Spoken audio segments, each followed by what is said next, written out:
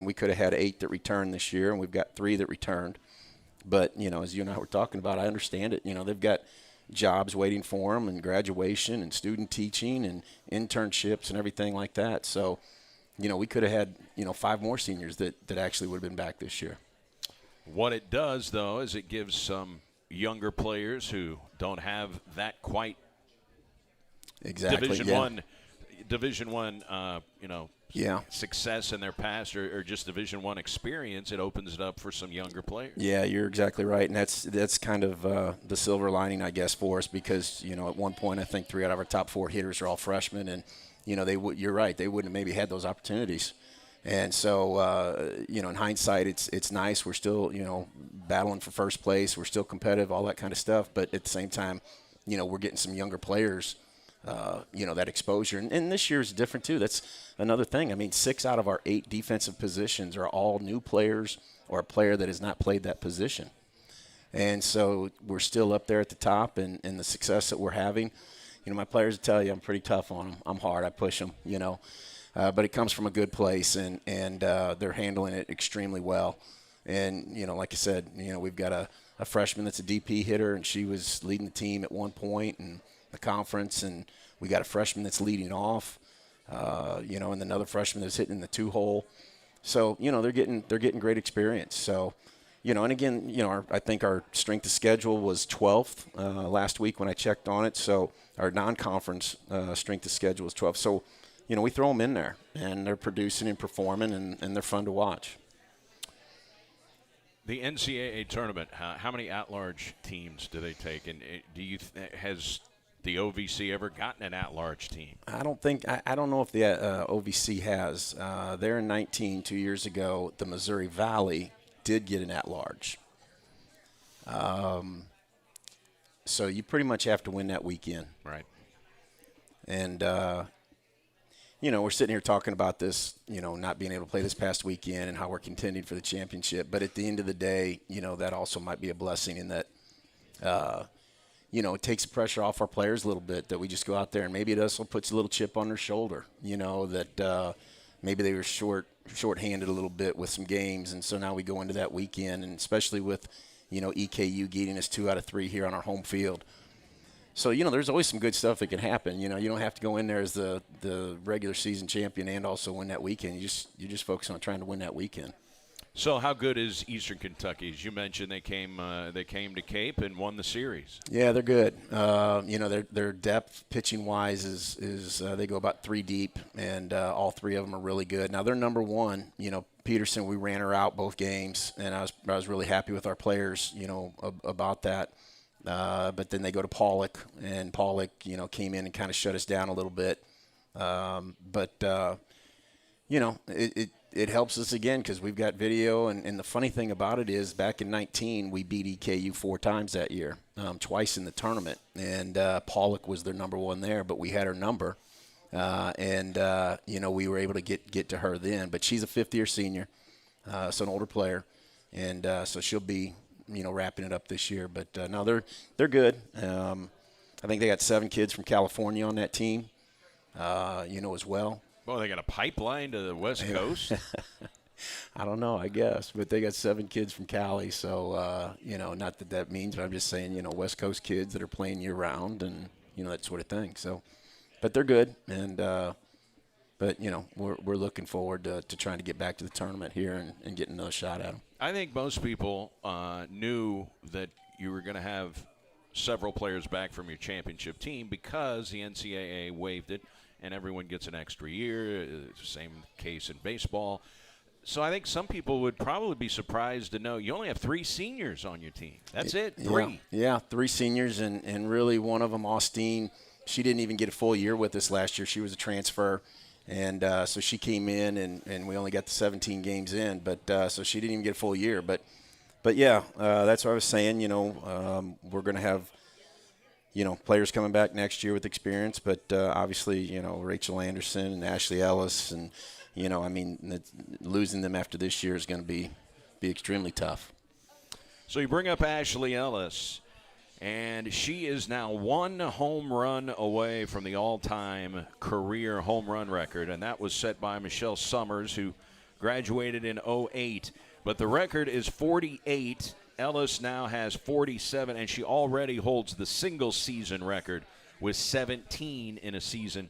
Wow. Yeah, and the cool thing about that is she broke the single-season record down at the NCAA Ole Miss Regional, against Chattanooga, I think it was, and so that was cool to see her do that. And if we wouldn't have been in the regional, she wouldn't have had a chance to break that single-season record. But and that's just why I go back. It's these seniors that have decided to come back, they've come back because they want a chance, to defend the title and, go out on top. And Rachel as well, they're breaking all-time career records and, they're in contention for others. And that's why, when you don't get to play these games or you've got a limited season and schedule, that's the hard part for me as a coach to get to, when those players don't get those opportunities to play and get in games. So when you talk about all-time records, Rachel Anderson just set yet another. She hogs all the records, Coach. She is a record hog. She just started in her 220th game. That's an all-time record. And she holds the all-time career records in triples, batting average, slugging percentage, on-base percentage, hits, walks, RBIs, total bases, and runs scored. I mean, the only record that's available is the one that Ellis is trying to chase down, right? Yeah, I tell you, it's it's just amazing to see her and what she does. And I've said it so many times. I mean, she goes out there every day and she practices the way she plays. And like our freshman leadoff hitter Jillian Anderson, she's getting a chance to play alongside Rachel out there and see how Rachel goes about her business every day. And, as a coach, you hope that that's something that's going to, pay off to your younger players. And, but yeah, Rachel is, she will go down, no doubt, as the greatest softball player in SEMO history. And I mean that with all respect to past players and that sort of thing. But, doing what she's doing at this level and against the teams and the records and everything, it's so fun to watch her play. Does it surprise you that you've got so many freshmen that are doing well? I mean, because that's a jump from high school and the pitching that they see in high school to Division I, and it seems like some of your players, haven't had trouble with the transition. Yeah, and as a coach, you try to look at that and evaluate. I mean, we feel like certainly when we were recruiting them, they were they're talented players, and that's why we're going after them. And their summer ball experiences and things like that.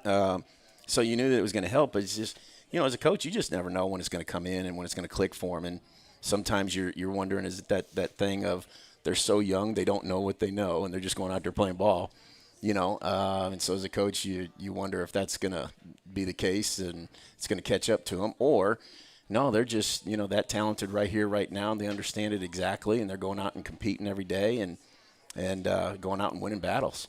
So basically what you're saying is sometimes you just wonder do they know they're not supposed to be doing this? Yeah, well, I mean, I don't – Rachel Anderson came in freshman, day one and everything. But, I don't want to say they shouldn't be doing it. I mean, you absolutely, as a coach, you love it. But, is it real? You hear about this sophomore year thing or whatever. I get it. There's more video out there and stats and numbers and everything. But how will they handle it, when teams start approaching them differently or pitching them differently? And, that's how will they adjust to that? That's the biggest key. Will they embrace that and go out there and try and fix it, or all of a sudden they go, the opposite direction and start to question their talent and their level and that sort of thing? Well, I know it's different because there is professional levels with baseball. But I've seen it a lot with guys who just rake as a freshman and sophomore, and then they get to their junior year where they know they're draft eligible. They put so much pressure on themselves, and like a 370 hitter, all of a sudden he's hitting 210. Yeah, and it's kind of for this team. That's why I was saying, the loss there, the series against EKU, and as frustrated as we were about it at the time, it may be a blessing for us. That. Okay, now all we got to do is just keep focusing on getting better, and we're going to still get a shot and that sort of thing. But, again, with young players too, because they know they're coming into a good program. And we reinforce that all the time with our players about, the players that have come before them and the things that they have done to get us to this point. And, they have expectations to live up to that. And, we try to soften it. I don't want it to always be pressure. But we do try to stress the importance of, this is something where we want, each and every year when people talk about who you think is going to win the conference title, we want to be one of those teams that are mentioned. So how a player handles that, is different from player to player. Coach Mark Redburn, softball coach of the reigning OVC champs. There was no championship in 20, Coach, so technically you're still the reigning champs. How many more doors has that opened in recruiting, the fact that you are coming off a championship? Yeah, I mean, emails. Do you feel like you're getting a higher level talent? Yeah, and it's just one of those things where it has opened up opportunities, and so just like with these freshmen that came in here this year, they're players that can come in and contribute right away. So, my emails, and the coaches, they're through the roof, and which that's a whole nother animal now with the whole recruiting and the whole COVID and the NCAA and the extra year and what that's done to high school players and stuff like that. But yeah, it's absolutely it's helped us tremendously. It's got to limit high school players and slots because there are players that say, "Hey, I want to come back for one more year," and that takes a slot of a potential high school recruit, right? Yeah, and in some instances that works, and in some instances it's probably best for us to continue to move on, and that player go ahead and graduate or do whatever. It's got to be the right fit for both, and especially with scholarship budgets and department budgets and things like that. Every university at every level is being hit to some regard, and it's just a matter of how the schools deal with that and handle it. But it certainly impacts each sport and what they can do from those returners and those kids that are coming in for sure. How about this transfer situation? Obviously the transfer portal it's unbelievable in all sports, the transfer portal. But by having players that get to play early in their careers and have success, do you think that lessens the opportunity that or the chances that maybe they're going to bounce?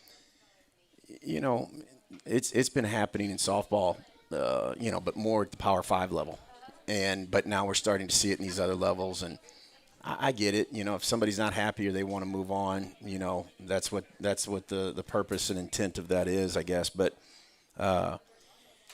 certainly we also like it when we've got a freshman or so that can come in and play right away. But the realities are, theoretically, you think an established program is going to have some older players.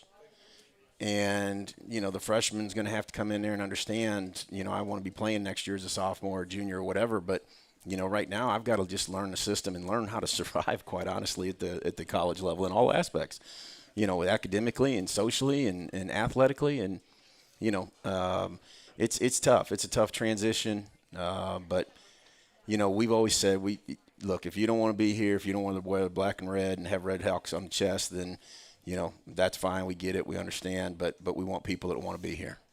And, it's ultimately what it's about. And I get it. Sometimes it's not the right fit, and it's not a, bad thing or whatever against that person. But it's just, you got to want to be here. So we try to set that schedule. I get it. We, from facility standpoints and things like that, every school has their limitations. But, one of the things I've always prided myself on, it's not my overall record or whatever and that sort of thing. It's about who we're going to go out and play and compete against.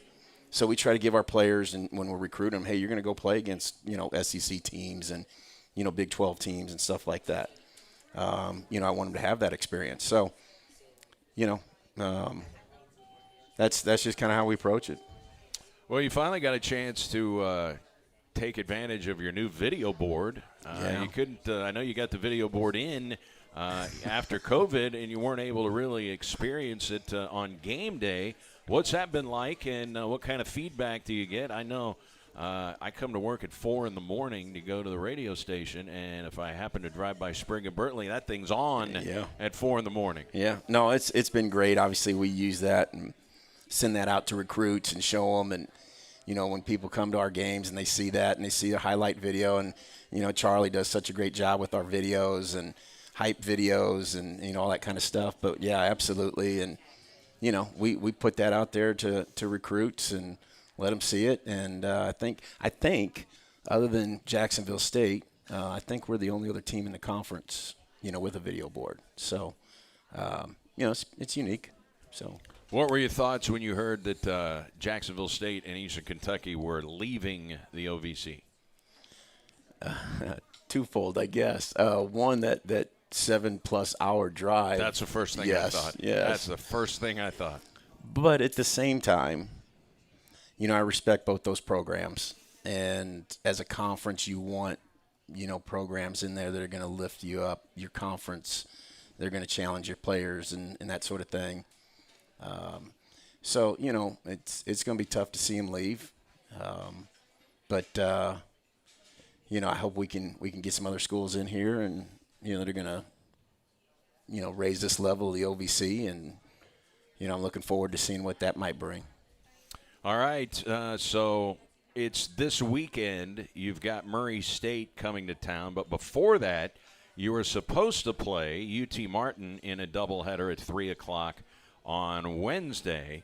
It's a very unique situation with UT Martin. I guess they're playing a game right now as we speak. Tell us about that. Yeah, so they with the weather and everything, several of the teams in the conference went to a Sunday-Monday format, and they were still playing at 10 o'clock last night against Belmont, and they had to halt it. So they come out today. They'll finish up that 7th inning, and then they'll start their second game. But, weather doesn't look good. I don't know. What you're saying, weather doesn't look good here Wednesday. For Wednesday, correct. So, and we're supposed to play Martin, but I don't know if we'll be able to get something scheduled for Tuesday. I can't imagine that will happen. We got to get umpires. So I don't know. I don't know what will happen. And you've got to get Martin to agree to it, right? Exactly. Yeah, and Thursday doesn't look well or look good either. So that's just one of the tough things. Maybe we'll get some artificial turf or something somewhere down the line and not have to worry about grass and dirt. Yeah. How about artificial turf in softball? I mean, Obviously, it's become a thing in baseball over the last several years. What about softball? It's more and more schools. Jacksonville has it. So more and more schools, are going to it. Do you like it? Because there is 100 million miles of artificial turf outside your softball field with those softball fields that are turfed and soccer fields that are turfed right next to your facility. Yeah, it's certainly an advantage. I mean, like I said, Sunday,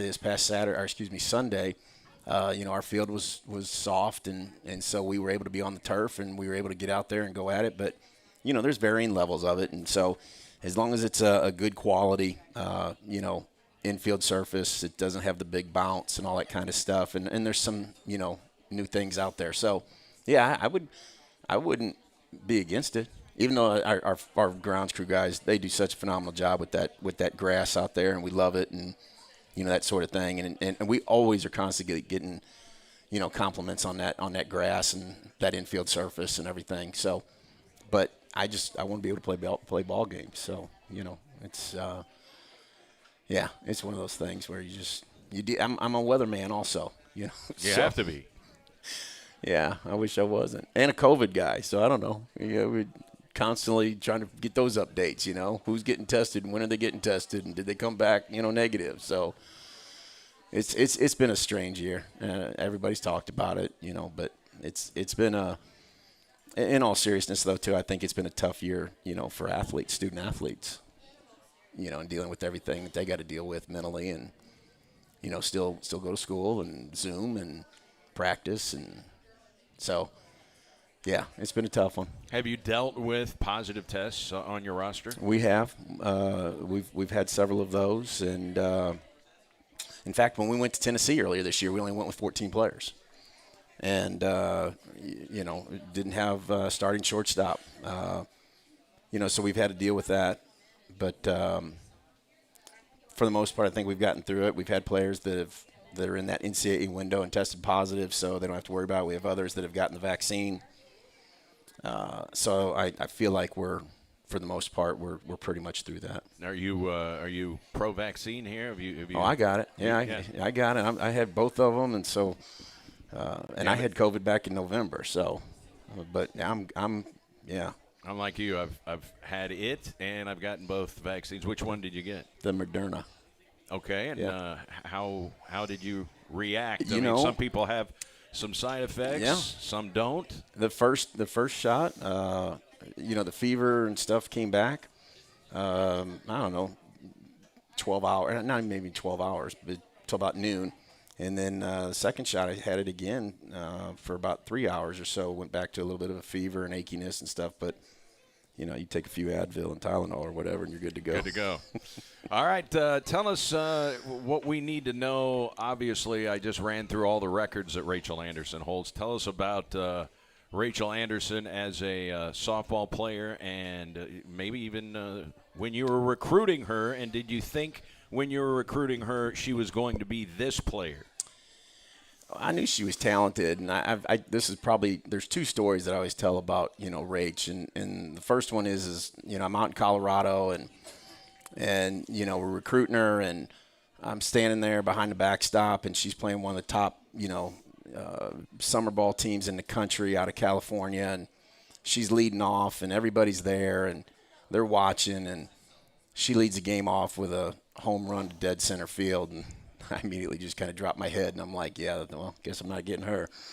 And, so it still worked out. And then the other side of it is, I said this earlier, she practices every day the way she plays. And there's times where she's out there running into our padding out in the wall, and she's laying out making dives. And every time she does it, I screech, or whatever. And Don't get hurt. yeah, exactly. But, I feel like if I tried to hold her back, that's just not the way she plays and her style. And that's quite honestly when she may get hurt, trying to pull up on something. So she's told me before too, when she's out there, it is literally like her playground.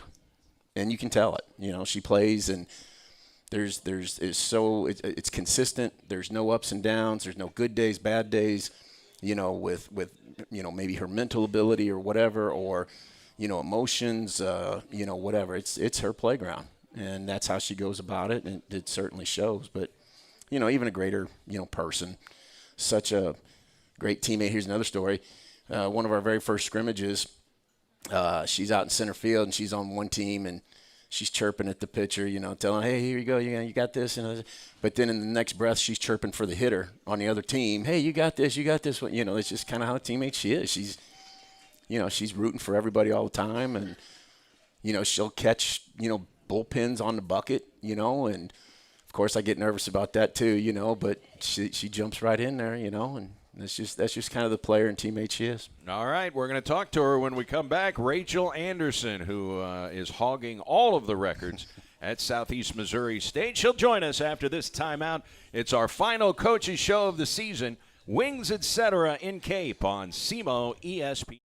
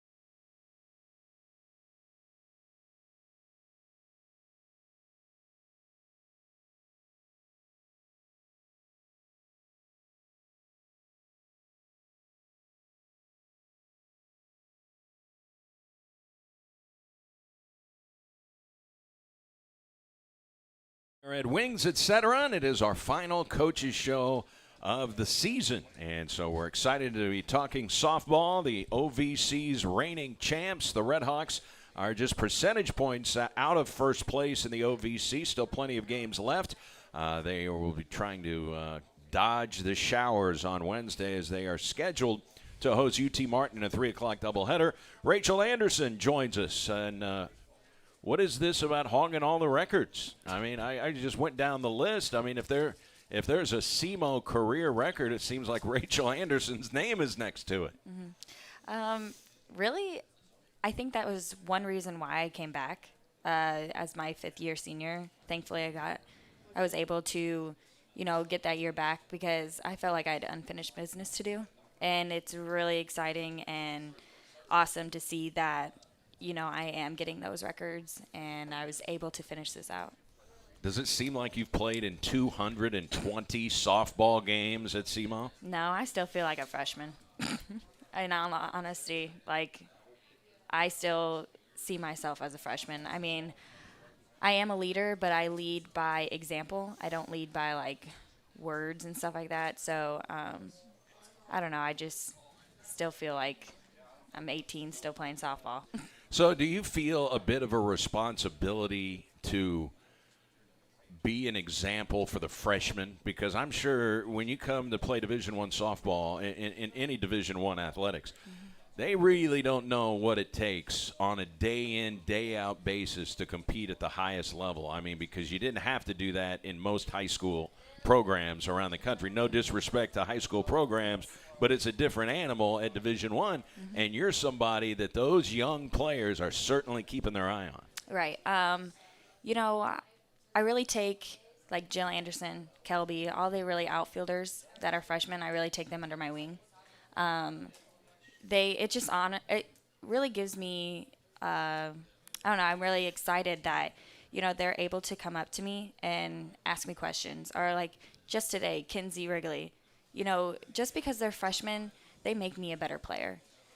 Kinsey Wrigley actually just asked me if I was going to hit today because technically today's our off day. And I was like, I wasn't planning on it because I do have to catch a bullpen today. But, the fact that she's asking me this, she's making me a better player. She's making me wanting to go hit.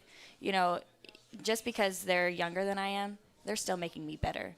So, I mean, it's just awesome to knowing that I'm going to leave this program and they still have to go through it. So it's in good hands. So You've got your championship ring here. How often do you break that baby out? when I go to stuff like this, any organizations, if we have a sponsor dinner, sack by sack, I'll be wearing it. I just wear it anytime I can. How about some of your teammates that have rings as well? Do you see any of them that wear it all the time or just special occasion? What do you see? I think it's just special occasions. One, I don't want to lose it or, get scratches on it. So I just bring it out on special occasions.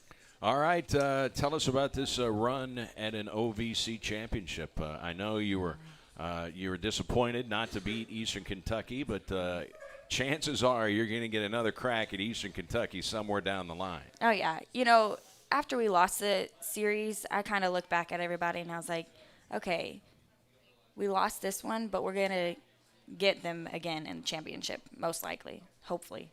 So it's like I would rather lose then than lose in a championship. So, I had to switch my mindset. Yes, I was frustrated. I was mad that we didn't win the series. But, at the end of the day, I would rather win that tournament. So if I'm going to have to take, a loss here, I'll take a loss there than a loss in the tournament. Is it an advantage that you have seen their pitching? Is that an advantage for you as a hitter? I've faced her. I've gotten hits off her. Right? Yeah. Is that an advantage or does it matter? I think it's a little bit of both. Yes, and it's an advantage, but it's also a disadvantage because they have a bunch of film on me. They're like, oh, I didn't hit her outside pitch very well. They're going to keep pitching me outside. So I think it's an advantage and a disadvantage. I remember telling them, we got her. We used, like Coach said earlier, 2019, we had Molly's number. I remember, I think it was Claudia, me, Ashley, all three of us hit a home run in a row against her. Yeah, she's a Back different to back to back. back to back to back. It's kind of awesome. I was a part of that, but you know, I just feel like now that we've seen her, we know what she's gonna throw, so that should give us confidence as we go into the tournament. So. Playing behind Rachel Rook, what are your thoughts? We were going to have Rachel on, but she's got a schedule conflict, so we will not be talking to Rachel Rook. Instead, we get to talk to you about Rachel Rook. She's having a great year. Yes, she's doing phenomenal. I mean, I play right behind her in center field, and half the time I just stand there. You know, she's a strikeout pitcher. I think she's up to 5th on the all-time strikeout list. I don't know what number she is. I know she's really high up there. She is wheeling and dealing. You know, she struck me out yesterday at practice. Like, I swung at that rise ball. So, you know, I give her so much credit. She works so hard. Today, it's supposed to be our off day, but she's going to pitch today. I don't know if I have to catch her or what other pitcher, but I'm going to catch a bullpen. But she's just been working so hard, and it's so nice to see that she is a junior, I guess, on the field, but just to see her from her freshman year to now, how much she has grown and how much faster and how much, you know, dedication she does have to this program. So I just am excited for her because she still has another year. So I can't wait to just continue to follow her career. Is the rise ball the toughest pitch to hit? I know you see these videos of Jenny Finch striking out Albert Pujols and major league players. Baseball players don't ever see a rise ball. Right. I mean, you don't throw a rise ball in baseball. Is that the toughest pitch to hit? Oh, you know, I'm going to give myself credit. I'm usually good at laying off of it. But yesterday she had my number. I think, because the rise ball looks so good coming in, so you start swinging, and then, boom, it's way over your head. So it's either that or maybe a changeup, because with her, she's hard. So I don't know. That's how she gets people. So do you adjust? I mean, are you seeing a certain spin if it's a rise ball? I mean, are you picking up spin? Because, man, you don't have much time on a softball field. Right. Personally, I don't see spin. Okay. I try to dumb down hitting, meaning if it's a strike, I'll swing at it. If it's a ball, I'm going to look at it. So I don't really look at spin if it's a curve, change up, rise ball, drop ball. I just know my zone, and if it's in my zone, I'll swing at it. If it's not, let it go.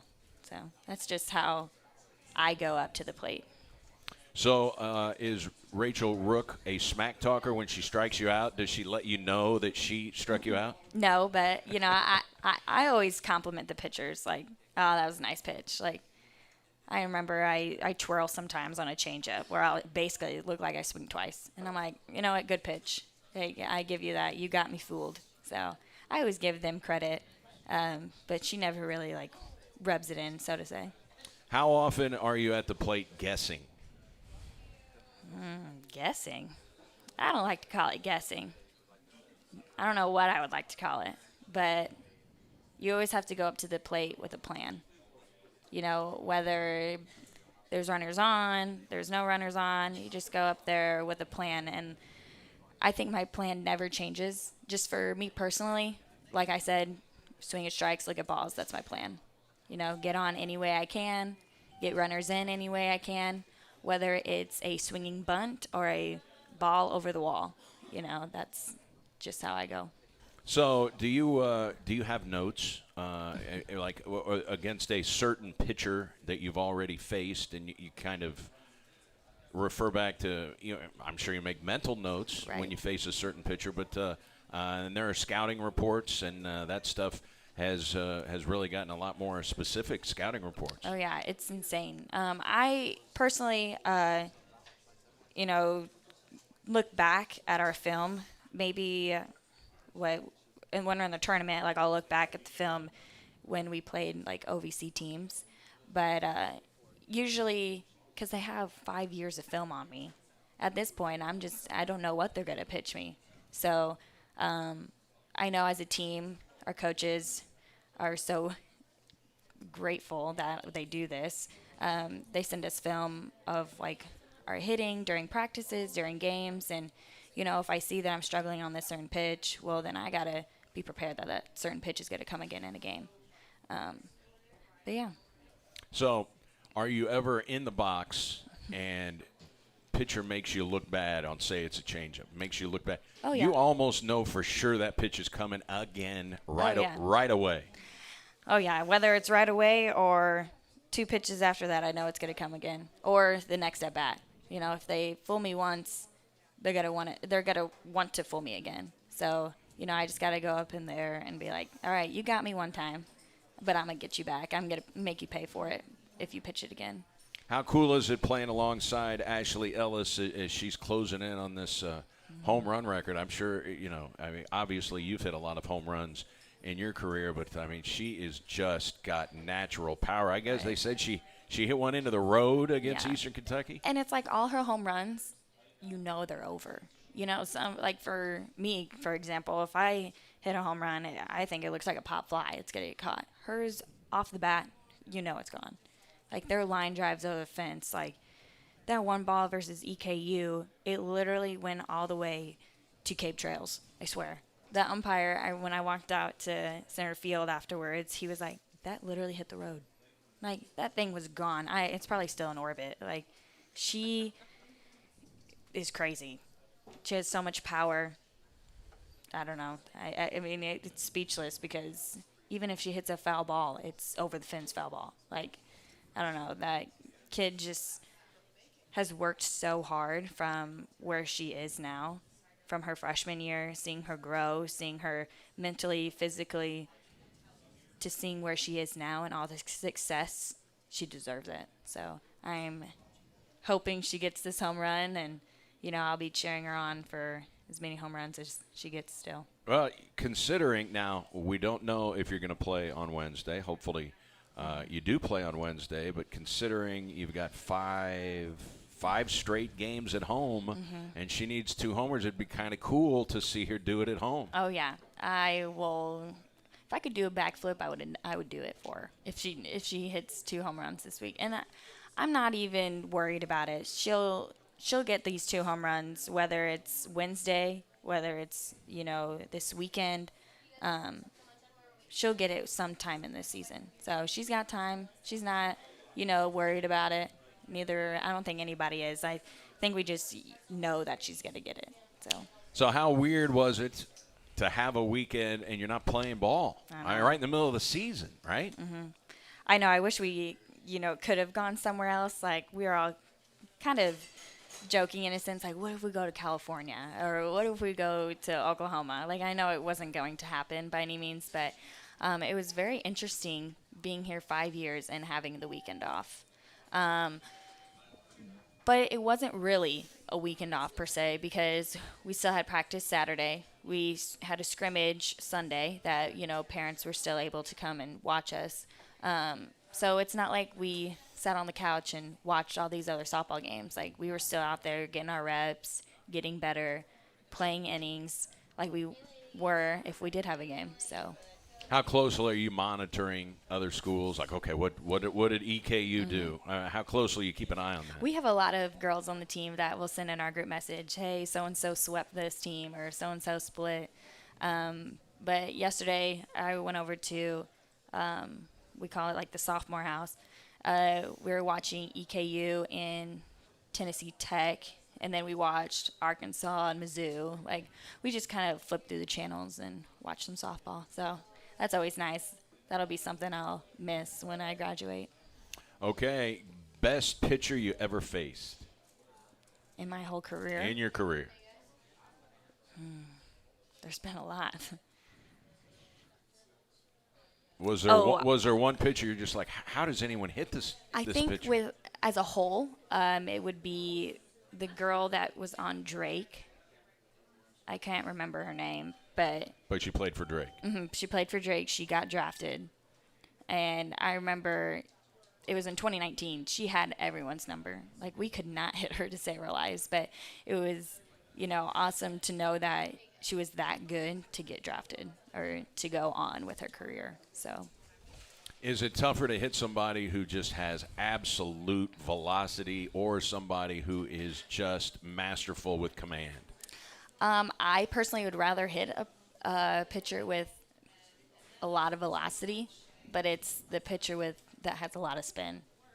So that's just me personally. Like, I'd rather hit a pitcher that throws hard, because even if you dink it could go over the fence, But I think a pitcher with a lot of spin, a lot of movement, that's when you get hitters off your. I know you're going to know the answer to this. What's the girl's name that plays center field for LSU? And it's every other day.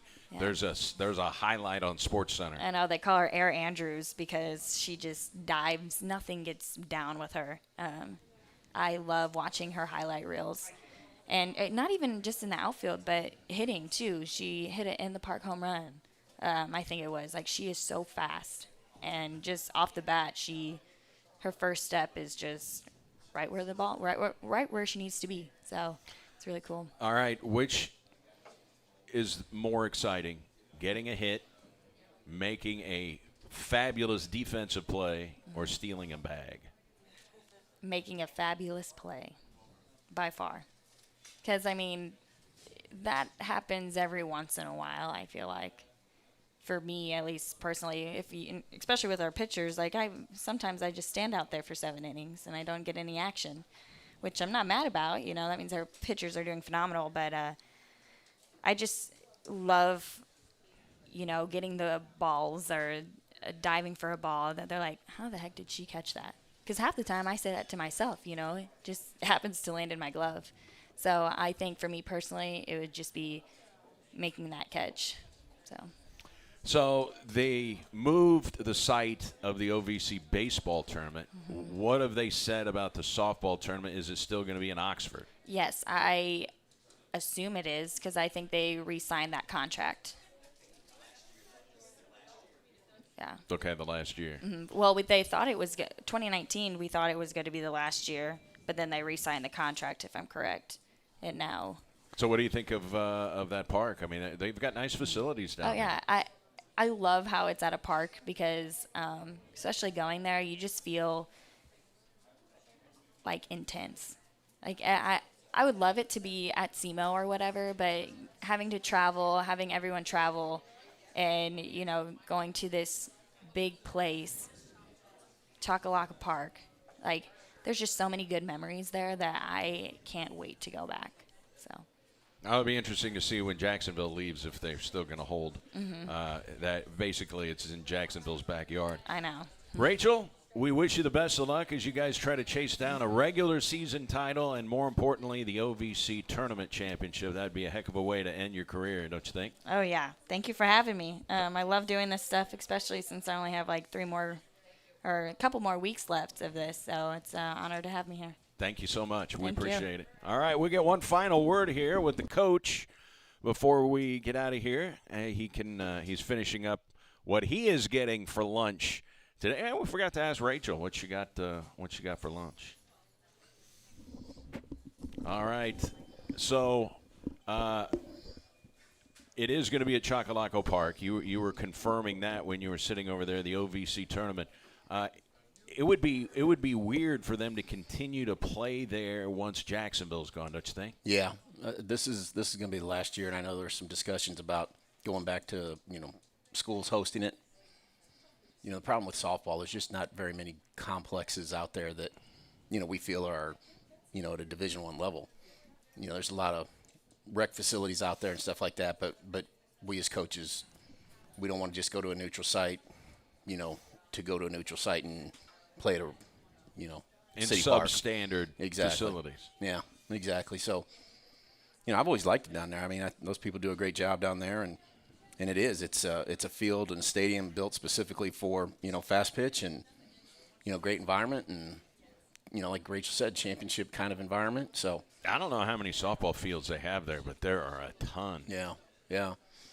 But and baseball fields. Both. And I'll be honest, too. I don't know.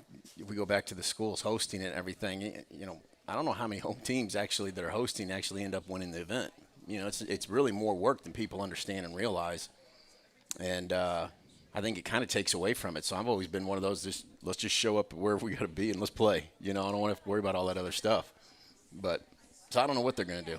But that'll be just another thing on the board that we got to deal with. So the top 2 hitting teams in the league, UT Martin, 324 team batting average, SEMO 297. So in terms of batting average and offense, you and UT Martin on Wednesday, it could be a shootout. Yeah, and again, that's just why it goes back to getting those game reps in and everything. But it's always going to be a battle.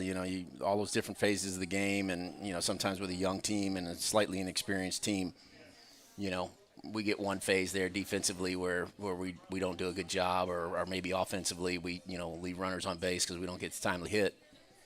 So that's one thing about a young team. It's always an experience. You're not sure exactly what you're going to get out there, and then they come out there and have phenomenal days. So but that's just part of it. Their youthfulness, and it'll get better.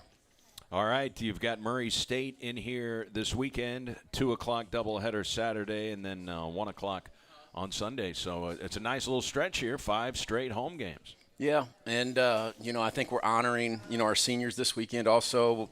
It's another thing. You go back to the COVID and how the season was shortened last year. We didn't get to honor those seniors. And so we had a ceremony, I guess 2 weekends ago or so, where we brought them back and were able to honor them. And so it'll be a fun weekend, and, our seniors and going out this weekend. And, we've had some alumni weekends out there, that left field area. They do a great job with the barbecue pits and everything else out there. They make it fun, and then everybody out there on the right field, hill. And it's a fun place. And, we want to bring home a championship. And, we're looking forward to this weekend. It's our last home stand. And so we want to make it a special one. Well, you couldn't get out of here without having to make one more trip down to Jacksonville, the final weekend, right? Yeah, but, the last time we were there, I think so his schedule was the same. We split with them. Then we went back and then, beat them twice in the tournament on that field. So, I'm sure they want a different outcome. But again, we embrace it. We don't fear it. And, that's the environment that we want to play in. That's why we do this. And so then the tournament starts 4 days after you go to Jacksonville. I mean, you could almost just stay down there. I'm thinking about it. All this money we've saved, I'm thinking about it. No, in all honesty. Because those are brutal bus drives. I mean, if you got to go back and then come all the way back to Oxford. Well, and then Wednesday is usually a practice day. So if you want to be down there practicing on that field, so, and here's the other side of it. People don't know the heat and humidity down there.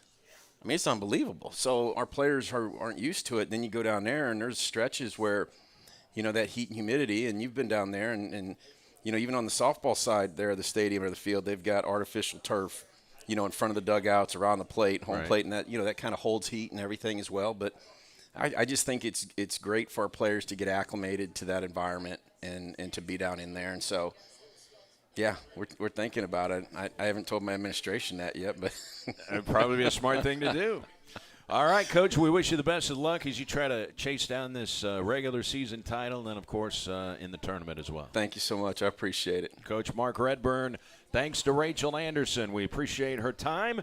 Thanks to Jen Taylor, our engineer on site here all season long. Thanks to Joe Hobbs for hosting the Coaches Show. It has been a tremendous season. Also, we say thank you to Jeff Hanza, who is in charge of strategic communications at Southeast Missouri State. We'll get you back into regular programming here on ESPN Radio. It is the Max Kellerman Show coming up. For a final time.